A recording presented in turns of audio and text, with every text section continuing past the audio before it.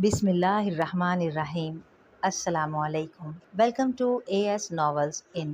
कैसे हैं आप सब? उम्मीद है खैरियत से होंगे। पेश खिदमत है नावल पीरे कामिल की किस्त नंबर 25।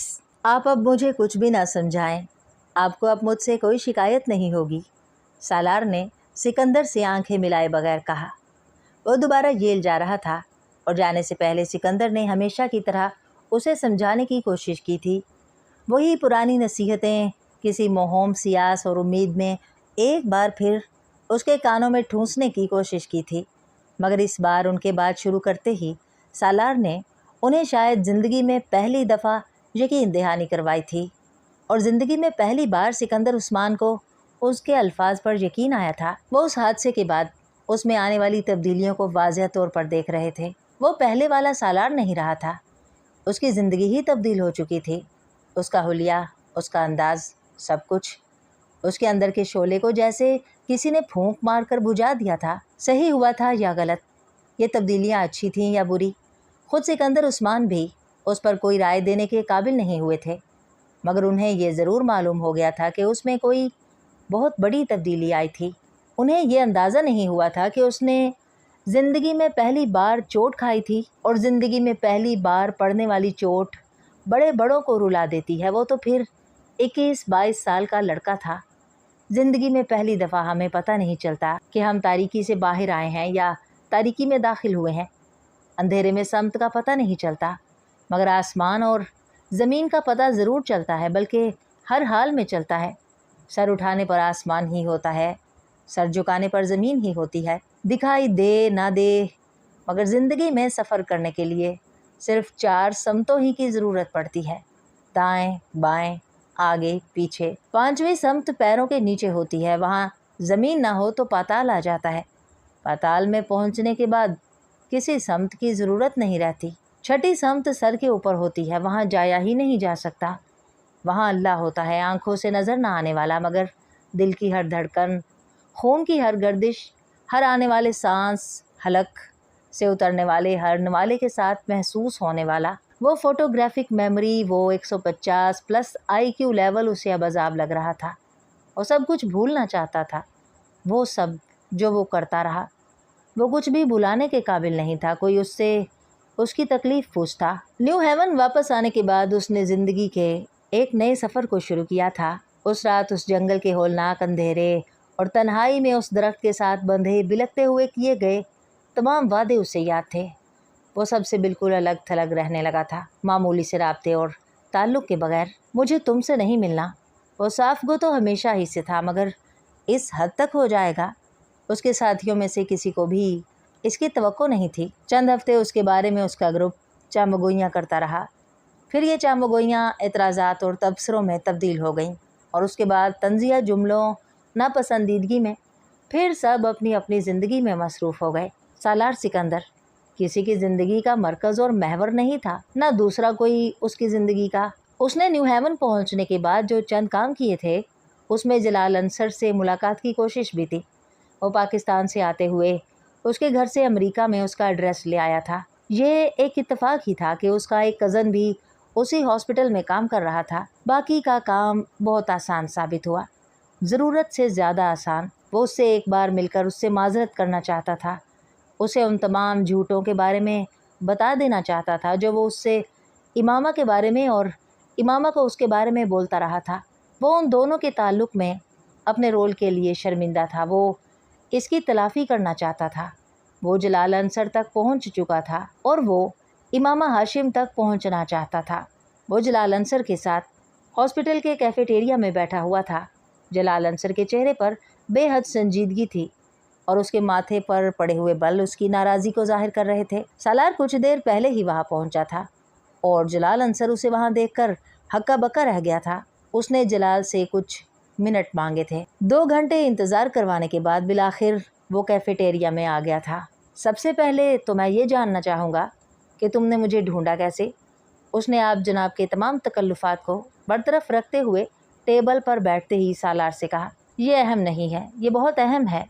अगर तुम वाकई ये चाहते हो कि मैं कुछ देर तुम्हारे साथ यहाँ गुजारूँ, तो मुझे पता होना चाहिए कि तुमने मुझे कैसे ढूंढा। मैंने अपने कज़न से मदद ली है, उसने जलाल से कहा। ये अहम नहीं है, ये बहुत अहम है। अगर तुम वाकई ये चाहते हो कि मैं कुछ देर तुम्हारे साथ यहाँ गुजारूँ, तो मुझे पता होना चाहिए कि तुमने मुझे कैसे ढूंढा। मैंने अपने कज़न से मदद ली है, वो एक डॉक्टर है और इस शहर में बहुत अरसे से काम कर रहा है। मैं नहीं जानता उसने आपको कैसे ढूंढा है। मैंने उसे सिर्फ आपका नाम और कुछ दूसरी मालूमात दी थी, सालार ने कहा। लंच? जलाल ने बड़े रस्मी अंदाज में कहा। वो टेबल पर आते हुए अपनी लंच ट्रे साथ लेकर आया था। नहीं, मैं नहीं खाऊंगा, सालार ने शुक्रिया के साथ माजरत कर ली। जलाल ने कंधे उचकाए और खाना शुरू कर दिया। किस मामले में बात करना चाहते थे तुम मुझसे? मैं आपको चंद हकाइक से आगाह करना चाहता था। जलाल ने अपनी भवें उचकाईं। हकाइक? मैं आपको ये बताना चाहता था कि मैंने आपसे झूठ बोला था। मैं इमामा का दोस्त नहीं था, वो मेरे दोस्त की बहन थी, सिर्फ मेरे नेक्स्ट डोर नेबर। जलाल ने खाना जारी रखा। मेरी उससे मामूली जान पहचान थी। वो मुझे पसंद नहीं करती थी, खुद मैं भी उसे पसंद नहीं करता था, और यही वजह थी कि मैंने आप पर यूं जाहिर किया जैसे वो मेरी बहुत गहरी दोस्त थी। मैं आप दोनों के दरमियान गलत फहमियाँ पैदा करना चाहता था। जलाल संजीदगी से उसकी बात सुनते हुए खाना खाता रहा। उसके बाद जब इमामा घर से निकलकर आपके पास आना चाहती थी तो मैंने उससे झूठ बोला, आपकी शादी के बारे में। इस बार जलाल खाना खाते खाते रुक गया। मैंने उससे कहा कि आप शादी कर चुके हैं, वो आपके पास इसीलिए नहीं आई थी। मुझे बाद में एहसास हुआ कि मैंने बहुत नामुनासिब हरकत की है, मगर उस वक्त तक देर हो चुकी थी। इमामा से मेरा कोई राब्ता नहीं था, मगर ये एक इत्तेफाक है कि आपसे मेरा राब्ता हो गया। मैं आपसे एक्सक्यूज करना चाहता हूँ। मैं तुम्हारी माजरत कबूल करता हूँ, मगर मैं नहीं समझता कि तुम्हारी वजह से मेरे और इमामा के दरमियान कोई गलत फहमी पैदा हुई। मैं पहले ही उससे शादी ना करने का फैसला कर चुका था। जलाल ने बड़ी साफ गोई से कहा। वो आपसे बहुत मोहब्बत करती थी, सालार ने धीमी आवाज़ में कहा। हाँ, मैं जानता हूँ, मगर शादी वगैरह में सिर्फ मोहब्बत तो नहीं देखी जाती, और भी बहुत कुछ देखा जाता है। जलाल बहुत हकीकत पसंदाना अंदाज में कह रहा था। जलाल, क्या ये मुमकिन नहीं है कि आप उससे शादी कर लें? पहली बात ये कि मेरा उसके साथ कोई राब्ता नहीं है, और दूसरी बात ये कि मेरा उसके साथ राब्ता होता तब भी मैं उसके साथ शादी नहीं कर सकता। उसको आपके सहारे की ज़रूरत है, सालार ने कहा। मैं नहीं समझता कि उसे मेरे सहारे की ज़रूरत है। अब तो बहुत अरसा गुजर चुका है, अब तक वो कोई ना कोई सहारा तलाश कर चुकी होगी। जलाल ने इत्मीनान से कहा। हो सकता है उसने ऐसा ना किया हो, वो अभी भी आपका इंतज़ार कर रही हो। मैं इस तरह के इम्कानात पर गौर करने का आदी नहीं हूँ। मैंने तुम्हें बताया है कि मेरे लिए अपने कैरियर की इस स्टेज पर शादी मुमकिन ही नहीं है, वो भी उससे। क्यों? इस क्यों का जवाब मैं तुम्हें क्यों दूँ? तुम्हारा इस सारे मामले में कोई ताल्लुक़ नहीं है। मैं उससे क्यों शादी नहीं करना चाहता, मैं तभी उसे बता चुका हूँ, और इतने अरसे के बाद तुम दोबारा आकर फिर वही पेंडोरा बॉक्स खोलने की कोशिश कर रहे हो। जलाल ने कदरे नाराज़ी से कहा। मैं सिर्फ उस नुकसान की तलाफ़ी करने की कोशिश कर रहा हूँ जो मेरी वजह से आप दोनों का हुआ, सालार ने नरमी से कहा। मेरा कोई नुकसान नहीं हुआ, और इमामा का भी नहीं हुआ होगा। तुम ज़रूरत से ज़्यादा हसास हो रहे हो। जलाल ने सलाद के चंद टुकड़े मुंह में डालते हुए इत्मीनान से कहा। सालार उसे देखता रहा। वो नहीं समझ पा रहा था कि वो उसे अपनी बात कैसे समझाए। मैं उसको ढूंढने में आपकी मदद कर सकता हूँ, उसने कुछ देर बाद कहा, मगर मैं उसे ढूंढना नहीं चाहता। शादी मुझे उससे नहीं करनी, फिर ढूंढने का फ़ायदा? सालार ने एक गहरा सांस लिया। आप जानते हैं उसने किस लिए घर छोड़ा था? मेरे लिए बहरहाल नहीं छोड़ा था, जलाल ने बात काटी। आपके लिए नहीं छोड़ा था, मगर जिन वजूहात की बिना पर छोड़ा था, क्या एक मुसलमान के तौर पर आपको उसकी मदद नहीं करनी चाहिए थी? जबकि आप ये भी जानते हैं कि वो लड़की आपसे बहुत मोहब्बत करती है, आपसे बहुत इंस्पायर्ड है। मैं दुनिया में कोई वाहिद मुसलमान नहीं हूँ, और ना ही मुझ पर यह फ़र्ज़ कर दिया गया है कि मैं उसकी मदद ज़रूर करूँ। मेरी एक ही ज़िंदगी है, और मैं इसे किसी दूसरे की वजह से तो ख़राब नहीं कर सकता। और फिर तुम भी तो मुसलमान हो, तुम क्यों नहीं करते उससे शादी? मैंने तो तुमसे भी कहा था कि तुम उससे शादी कर लो, तुम वैसे भी उसके लिए नरम गोशा रखते हो, जलाल अंसर ने कदरे चुभते हुए अंदाज में कहा। सालार उसे खामोशी से देखता रहा। वो उसे बता नहीं सकता था कि वो उससे शादी कर चुका है। शादी? वो मुझे पसंद नहीं करती, उसने कहा। मैं इस सिलसिले में उसे समझा सकता हूँ। तुम मेरा उससे राब्ता करवा दो तो मैं उसे तुमसे शादी पर तैयार कर लूँगा। अच्छे आदमी हो तुम, और ख़ानदान वगैरह भी ठीक ही होगा तुम्हारा। कार तो 1.5 साल पहले भी बड़ी शानदार रखी हुई थी तुमने। इसका मतलब हर रुपया वगैरह होगा तुम्हारे पास। वैसे यहाँ किस लिए हो? MBA कर रहा हूँ। फिर तो कोई मसला ही नहीं। जॉब तुम्हें मिल जाएगी, रुपया वैसे भी तुम्हारे पास है, लड़कियों को और क्या चाहिए, इमामा तो वैसे भी तुम्हें जानती है। जलाल ने चुटकी बजाते हुए मसला हल किया। सारा मसला तो इसी जानने ने ही पैदा किया है, वो मुझे ज़रूरत से ज़्यादा ही जानती है। सालार ने जलाल को देखते हुए सोचा, वो आपसे मोहब्बत करती है। सालार ने जैसे उसे याद दिलाया, अब इसमें मेरा तो कोई कसूर नहीं है, लड़कियां कुछ ज़्यादा जज्बाती होती हैं इस मामले में। जलाल ने कदरे बेजारी से कहा, ये वन साइड लव अफेयर तो नहीं होगा, अब किसी न किसी हद तक इसमें इन्वॉल्व तो ज़रूर होंगे।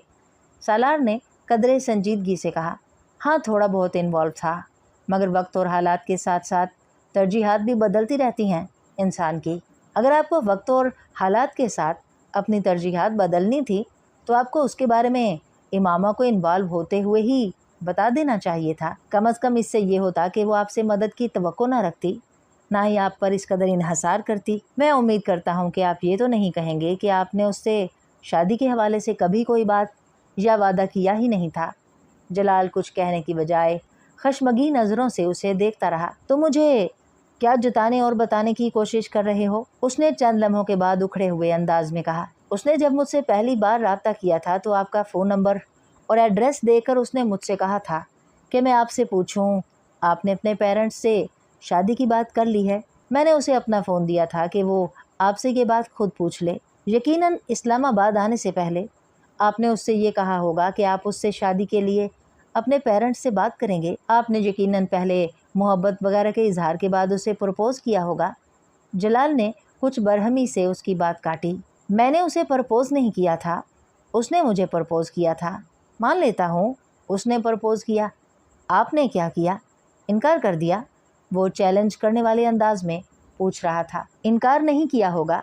सालार अजीब से अंदाज में मुस्कुराया। उसने मुझे बताया था कि आप नात बड़ी अच्छी पढ़ते हैं और आपको हज़रत मोहम्मद सल्लल्लाहु अलैहि वसल्लम से भी बहुत मोहब्बत है। आपको भी बताया होगा उसने कि वो आपसे बहुत मोहब्बत क्यों करती थी, मगर आपसे मिलकर और आपको जानकर मुझे बहुत मायूसी हुई। आप नात बहुत अच्छी पढ़ते होंगे, मगर जहाँ तक हज़रत मोहम्मद सल्लल्लाहु अलैहि वसल्लम से मोहब्बत का ताल्लुक़ है, मैं नहीं समझता वो आपको है। मैं खुद कोई बहुत अच्छा आदमी नहीं हूँ और मोहब्बत के बारे में ज़्यादा बात नहीं कर सकता, ख़ास तौर पर अल्लाह और हज़रत मोहम्मद सल्लल्लाहु अलैहि वसल्लम से मोहब्बत के दावे के बारे में। मगर इतना मैं ज़रूर जानता हूँ कि जो शख्स अल्लाह या उसके पैगंबर सल्लल्लाहु अलैहि वसल्लम से मोहब्बत का दावा करता है या लोगों को ये इम्प्रेशन देता फिरता है कि वो मदद के लिए फैले हुए हाथ को झटक सकता, ना ही वो किसी को धोखा और फरेब देगा। सालार उठकर खड़ा हो गया। और मैं तो आपसे रिक्वेस्ट कर रहा हूँ उसकी मदद के लिए। हो सकता है उसने भी 1.5 साल पहले की हो, फिर भी आप इनकार पर मुसिर हैं तो मैं या कोई आपको मजबूर तो नहीं कर सकता। मगर आपसे मिलकर और आपसे बात करके मुझे बहुत मायूसी हुई। उसने अलविदाई मुसाफे के लिए जलाल की तरफ हाथ बढ़ाया। जलाल ने अपना हाथ नहीं बढ़ाया। वो तनफुर भरे अंदाज में माथे पर बल लिए उसे देखता रहा। खुदा हाफिज। सालार ने अपना हाथ पीछे कर लिया। जलाल उसी हालत में उसे जाता देखता रहा और फिर उसने खुद कलामी की। It's really an idiots world out there. वो दोबारा लंच ट्रे की तरफ मतवजा हो गया। उसका मूड बेहद ऑफ हो रहा था। जलाल अंसर से मुलाकात के बाद वो अपने एहसासात को कोई नाम देने में नाकाम हो रहा था। क्या उसे अपने पछतावे से आज़ाद हो जाना चाहिए? क्योंकि जलाल ने ये कहा था कि सालार बीच में ना आता तो भी वो इमामा से शादी नहीं करता। और जलाल अंसर से बात करने के बाद उसे ये अंदाज़ा हो गया था कि इमामा के लिए उसके एहसासात में कोई गहराई नहीं थी, मगर ये शायद उसके लिए बहुत से नए सवालात पैदा कर रहा था। वो जलाल से आज मिला था। 1.5 साल पहले उसने जलाल के साथ इस तरह बात की होती तो शायद उस पर होने वाला असर मुख्तलिफ होता। तब इमामा के लिए उसके एहसासात का पैमाना मुख्तलिफ होता और शायद 1.5 साल पहले वो इमामा के बारे में उस बेहिसी का मुजाहरा न करता जिसका मुजाहरा उसने आज किया था।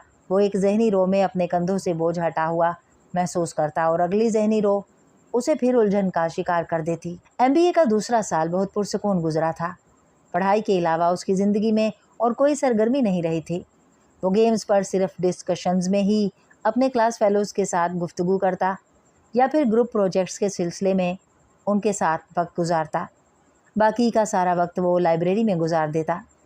वीकेंड पर उसकी वाहिद सरगर्मी इस्लामिक सेंटर जाना था, जहाँ वो एक अरब से कुरान पाक तिलावत करना सीखा करता था। फिर वो कुरान पाक के इन असबाक को दोहराया करता था। फिर उसी अरब से उसने अरबी ज़ुबान सीखना शुरू कर दी। خالد عبد الرحمن نامی وہ عرب بنیادی طور پر ایک میڈیکل ٹیکنیشین تھا اور ایک ہسپتال سے وابستہ تھا۔ وہ ویکنڈ پر وہاں آ کر عربی زبان اور قرآن پاک کی کلاسز لیا کرتا تھا۔ وہ اس کام کا کوئی معاوضہ نہیں لیتا تھا، بلکہ اسلامک سینٹر کی لائبریری میں موجود کتابوں کی ایک بڑی تعداد بھی اسی کے دوستوں اور رشتہ داروں کی طرف سے عطیہ کی گئی تھی۔ قرآن پاک کی انہی کلاسز کے دوران ایک دن اس نے سالار سے کہا، تم قرآن پاک حفظ کیوں نہیں کرتے؟ سالار اس کے اس تجویز نما سوال پر کچھ دیر حیرانی سے اس کا منہ تکنے لگا۔ میں کیسے کر سکتا ہوں؟ کیوں؟ تم کیوں نہیں کر سکتے؟ خالد نے جواباً اس سے پوچھا۔ یہ بہت مشکل ہے، اور پھر میرے جیسا آدمی نہیں، میں نہیں کر سکتا۔ سالار نے چند لمحوں کے بعد کہا، تمہارا ذہن بہت اچھا ہے، بلکہ میں اگر یہ کہوں کہ میں نے آج تک کی زندگی میں تم سے زیادہ ذہین آدمی نہیں دیکھا۔ جتنی تیز رفتاری سے تم نے اتنے مختصر عرصے میں اتنی چھوٹی بڑی صورتیں یاد کی ہیں، کوئی اور نہیں کر سکا، اور جتنی تیز رفتاری سے تم عربی سیکھ رہے ہو، میں اس پر بھی حیران ہوں۔ جب ذہن اس قدر زرخیز ہو اور دنیا کی ہر چیز سیکھ لینے اور یاد رکھنے کی خواہش ہو تو قرآن پاک کیوں نہیں؟ تمہارے ذہن پر اللہ تعالیٰ کا بھی حق ہے۔ خالد نے کہا، آپ میری بات نہیں سمجھے۔ مجھے سیکھنے پر کوئی اعتراض نہیں، مگر یہ بہت مشکل ہے، میں اس عمر میں یہ نہیں سیکھ سکتا۔ سالار نے وضاحت کی، جبکہ میرا خیال ہے کہ تمہیں قرآن پاک حفظ کرنے میں بہت آسانی ہوگی۔ تم ایک بار اسے حفظ کرنا شروع کرو۔ میں کسی اور کے بارے میں تو یہ دعویٰ نہ کرتا، مگر تمہارے بارے میں دعوے سے یہ کہہ سکتا ہوں کہ تم نہ صرف بہت آسانی سے اسے حفظ کر لوگے، بلکہ بہت کم عرصے میں۔ سالار نے اس دن اس موضوع کے بارے میں مزید کوئی بات نہیں کی، مگر اس رات اپنے اپارٹمنٹ پر واپس آنے کے بعد وہ خالد عبد الرحمن کی باتوں کے بارے میں ہی سوچتا رہا۔ اس کا خیال تھا کہ خالد عبد الرحمن دوبارہ اس کے بارے میں اس سے بات نہیں کرے گا، مگر اگلے ہفتے خالد عبد الرحمن نے ایک بار پھر اس سے یہی سوال کیا۔ سالار بہت دیر چپ چاپ اسے دیکھتا رہا، پھر اس نے مدھم آواز میں خالد سے کہا، مجھے خوف آتا ہے۔ کس چیز سے؟ قرآن پاک حفظ کرنے سے۔ خالد نے قدرے حیرانی سے پوچھا۔ سالار نے اثبات میں سر ہلا دیا۔ کیوں؟ وہ بہت دیر خاموش رہا، پھر کارپیٹ پر اپنی انگلی سے لکیریں کھینچتے اور انہیں دیکھتے ہوئے اس نے خالد سے کہا، میں بہت گناہ کر چکا ہوں، اتنے گناہ کہ مجھے انہیں گننا بھی مشکل ہو جائے گا۔ صغیرہ کبیرہ، ہر گناہ جو انسان سوچ سکتا ہے یا کر سکتا ہے۔ میں اس کتاب کو اپنے سینے یا ذہن میں محفوظ کرنے کا سوچ بھی نہیں سکتا۔ میرا سینہ اور ذہن پاک تو نہیں ہے۔ میرے جیسے لوگ اسے حفظ کرنے کے لائق نہیں ہوتے، میں تو ایسا سوچ بھی نہیں سکتا۔ اس کی آواز بھر آ گئی۔ خالد کچھ دیر خاموش رہا، پھر اس نے کہا، ابھی بھی گناہ کرتے ہو؟ سالار نے نفی میں سر ہلا دیا۔ تو پھر کس چیز کا خوف ہے؟ تم اگر قرآن پاک کی تلاوت کر سکتے ہو اپنے ان سارے گناہوں کے باوجود، تو پھر اسے حفظ بھی کر سکتے ہو۔ اور پھر تم نے گناہ کیے مگر تم اب گناہ نہیں کرتے، یہ کافی ہے۔ اگر اللہ تعالیٰ یہ نہیں چاہے گا کہ تم اسے حفظ کرو تو تم اسے حفظ نہیں کر سکو گے، چاہے تم لاکھ کوشش کر لو، اور اگر تم خوش قسمت ہوئے تو تم اسے حفظ کر لو گے۔ خالد نے چٹکی بجاتے ہوئے جیسے یہ مسئلہ حل کر دیا تھا۔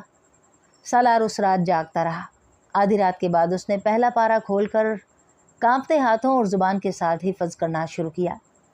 اسے حفظ کرتے ہوئے اسے احساس ہونے لگا کہ خالد عبد الرحمن ٹھیک کہتا تھا۔ اسے قرآن پاک کا بہت سا حصہ پہلے ہی یاد تھا۔ خوف کی وہ کیفیت جو اس نے قرآن پاک حفظ کرنا شروع کرتے ہوئے محسوس کی تھی، وہ زیادہ دیر نہیں رہی تھی۔ اس کے دل کو کہیں سے استقامت مل رہی تھی۔ کہاں سے؟ کوئی اس کی زبان کی لڑکھڑاہٹ دور کر رہا تھا۔ کون؟ کوئی اس کے ہاتھوں کی کپ کپاہٹ ختم کر رہا تھا۔ کیوں؟ فجر کی نماز سے کچھ دیر پہلے وہ اس وقت بے تحاشا رویا جب اس نے پچھلے 5 گھنٹے میں یاد کیے ہوئے سبق کو پہلی بار مکمل طور پر دہرایا۔ وہ کہیں نہیں اٹکا تھا، وہ کچھ نہیں بھولا تھا۔ زیر زبر کی کوئی غلطی، آخری چند جملوں پر اس کی زبان پہلی بار کپ کپانے لگی۔ آخری چند جملے ادا کرتے ہوئے اسے بڑی دقت ہوئی تھی، کیونکہ وہ اس وقت آنسوؤں سے رو رہا تھا۔ اگر اللہ یہ چاہے گا اور تم خوش قسمت ہوگے تو تم قرآن پاک حفظ کر لو گے، ورنہ کچھ بھی کر لو نہیں کر پاؤ گے۔ اسے خالد عبد الرحمن کی بات یاد آ رہی تھی۔ فجر کی نماز ادا کرنے کے بعد اس نے کیسٹ پر اپنی زندگی کے اس پہلے سبق کو ریکارڈ کیا تھا۔ एक बार फिर उसे किसी दिक्कत का सामना नहीं करना पड़ा था। उसकी आवाज़ में पहले से ज़्यादा रवानी और लहजे में पहले से ज़्यादा फसाहत थी। उसकी ज़िंदगी में एक नई चीज़ शामिल हो गई थी। उस पर एक और एहसान कर दिया गया था, मगर उसका डिप्रेशन ख़त्म नहीं हुआ था और रात को स्लीपिंग पिल्स के बगैर नींद का तसव्वुर भी नहीं कर सकता था। और स्लीपिंग पिल्स लेने के बावजूद वो कभी अपने कमरे की लाइट्स ऑफ नहीं कर सका था। वो तारीकी से खौफ खाता था। ये फिर खालिद अब्दुर्रहमान ही था जिसने एक दिन उससे कहा था। वो उसे कुरान पाक का सबक ज़ुबानी सुना रहा था और उसे एहसास हो रहा था कि खालिद अब्दुर्रहमान मुसलसल उसके चेहरे पर नज़रें जमाए हुए था। जब उसने अपना सबक ख़त्म किया और पानी का गिलास उठाकर अपने होंठों से लगाया तो उसने खालिद को कहते सुना, मैंने कल रात तुम्हें ख्वाब में हज करते देखा है। सालार मुंह में ले जाना वाला पानी हलक से उतार नहीं सका। गिलास नीचे रखते हुए खालिद को देखने लगा। इस साल तुम्हारा MBA हो जाएगा, अगले साल तुम हज कर लो। खालिद का लहजा बहुत रस्मी था। सालार ने मुंह में मौजूद पानी गैर महसूस अंदाज में हलक से नीचे उतार लिया। वो उस दिन उससे कोई जवाब सवाल नहीं कर सका था। उसके पास कोई सवाल था ही नहीं। MBA के फाइनल सेमेस्टर से 2 हफ्ते पहले उसने कुरान पाक पहली बार हिफ्ज़ कर लिया था। फाइनल सेमेस्टर के 4 हफ्ते के बाद 23.5 साल की उम्र में उसने अपनी ज़िंदगी का पहला हज किया था। वहाँ जाते हुए, वहाँ से आते हुए उसके दिलो दिमाग में कुछ भी नहीं था। कोई तकब्बुर, कोई तफख्र, कोई रश्क, कुछ भी नहीं। उसके साथ पाकिस्तानी कैंप में साथ जाने वाले शायद वो लोग होंगे जो खुशकिस्मत होंगे। उन्हें उनकी नेकियों के एवज़ वहाँ बुलाया गया था। वो कुरान पाक हिफ्ज़ ना कर रहा होता तो हज करने का सोचता भी नहीं। वो शख्स हरम शरीफ से दूर अल्लाह का सामना करने की हिम्मत ना रखता हो, उससे ये तवक्को करना कि वो काबे के सामने पहुंचकर अल्लाह का सामना कर लेगा। वो हर जगह जाने को तैयार हो जाता मगर खाना काबा जाने की जुर्रत नहीं कर सकता था। मगर खालिद अब्दुर्रहमान के एक बार कहने पर उसने जैसे घुटने टेकते हुए हज पर जाने के लिए पेपर्स जमा करवा दिए थे। लोगों को हज पर जाने का मौका तब मिलता था जब उनके पास गुनाह नहीं होते, नेकियों का ही अंबार होता है। सालार सिकंदर को ये मौका तब मिला था जब उसके पास गुनाहों के अलावा भी कुछ नहीं था। हाँ ठीक है, अगर मैं गुनाह करने से खौफ नहीं खाता रहा तो फिर अब मुझे अल्लाह के सामने जाने और माजरत करने से भी खौफ नहीं खाना चाहिए। सिर्फ यही है ना कि मैं वहाँ सर नहीं उठा सकूँगा, नज़रें ऊपर नहीं कर सकूँगा, मुंह से माफ़ी के अलावा और कोई लफ्ज़ नहीं निकाल सकूँगा। तो ठीक है, मुझे ये सज़ा भी मिलनी चाहिए। मैं तो इससे ज़्यादा शर्मिंदगी और बेइज्जती का मुस्तहिक हूँ। हर बार हज पर कोई ना कोई शख्स ऐसा आता होगा जिसके पास गुनाहों के अलावा और कुछ होगा ही नहीं। इस बार वो शख्स मैं ही सही, सालार सिकंदर ही सही, उसने सोचा था।